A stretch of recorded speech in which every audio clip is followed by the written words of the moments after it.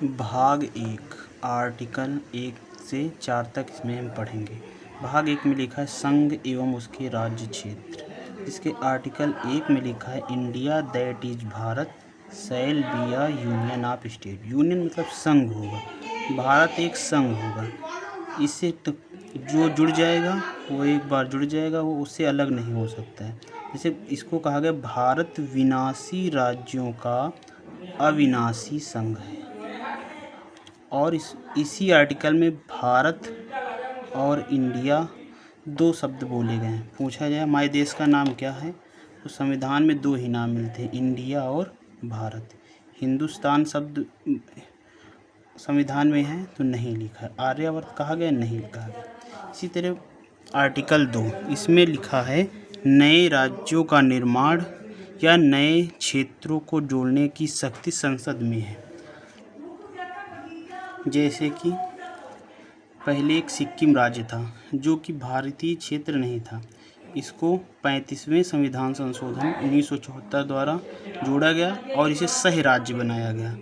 फिर 36वें संविधान संशोधन 1975 द्वारा सिक्किम को पूर्ण राज्य का दर्जा दे दिया गया। अब जो भारत में जुड़ जाएगा एक बार, वो इससे अलग नहीं हो सकता। इसीलिए भारत को विनाशी राज्यों का अविनाशी संघ कहा गया है। आर्टिकल 3 से समझते हैं। आर्टिकल 3 कहता है राज्यों के सीमा क्षेत्र और नाम में परिवर्तन अगर करना है तो यह शक्ति भी संसद के पास है। जैसे कि एक राज्य है, उसको दो भागों में हम बांट सकते हैं, या दो राज्यों को एक साथ ला के एक राज्य बना सकते हैं। तो ये सब शक्ति संसद के पास है और ये आर्टिकल 3 में लिखा हुआ है।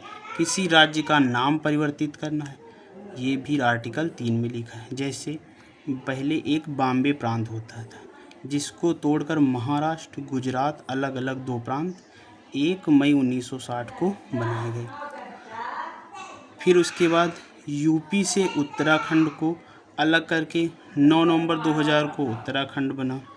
फिर एमपी से छत्तीसगढ़ 1 नवंबर सन 2000 को बना। बिहार से झारखंड का निर्माण हुआ 15 नवंबर सन 2000 को। आंध्र प्रदेश से तेलंगाना बना 2 जून 2014 को। अब आता है अगला आर्टिकल, आर्टिकल नंबर 4, जिसमें जो उपरोक्त आर्टिकल 2 और 3 में कोई संविधान संशोधन हुआ, वह संविधान संशोधन नहीं माना जाएगा। यह हमारा आर्टिकल 4 बताता है। तो इस प्रकार भाग 1, जिसमें 1 से 4 आर्टिकल हैं, भाग 1 में देश के नाम इंडिया और भारत बताया गया और दूसरा पॉइंट है कि उसे संघ बोला गया है कि इससे कोई अलग नहीं हो सकता। दूसरे भाग में अगर राज्य का निर्माण करना है या नया राज्य जोड़ना है, तो आर्टिकल 2 में। आर्टिकल 3 में सीमा क्षेत्र में परिवर्तन या नाम परिवर्तन करना है, तो भाग 3 बताता है और ये सब शक्ति संसद के पास है। आर्टिकल 4 में अगर 2 और 3 में कोई परिवर्तन होता है तो उसे संविधान संशोधन नहीं माना जाएगा।